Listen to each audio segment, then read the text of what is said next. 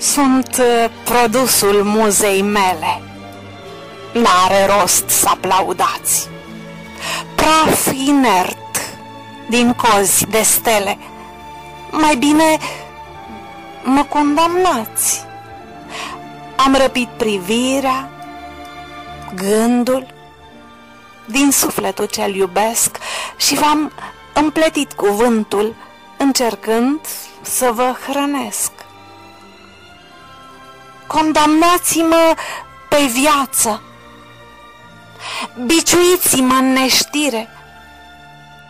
Asta mi-e reala față. Nu are ce să vă mire. Sunt un strop purtat de vele printre ale furtunii valuri. Descriu dragostea din stele ce se zbate între maluri. Condamnați-mi trupul care refuză să mai dea gheață. Dați-mi cupa cu uitare. Condamnați-mă pe viață. Recunosc, sunt vinovată. Am sustras și-am dăruit muzei slăva înlăcrimată. Recunosc că am greșit.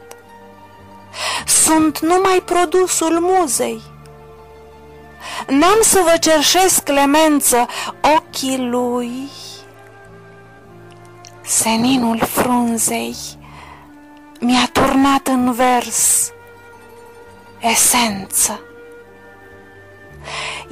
Eu nu am stabilitate fără glasul lui ceresc. Recunosc că în libertate nu am dreptul să trăiesc.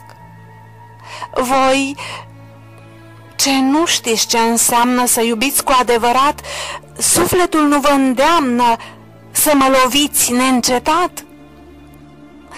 Sunt dispusă în rugul aprig să ard fără consolare.